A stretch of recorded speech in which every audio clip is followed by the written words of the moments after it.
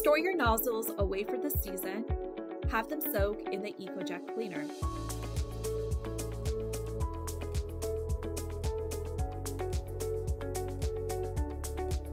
While they soak, put a paper towel inside the funnel.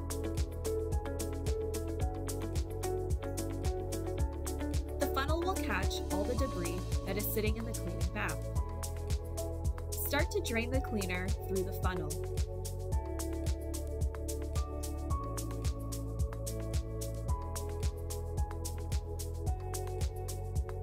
Wipe down each nozzle. Once the nozzles are clean and dry, they should be stored in a container or a bag.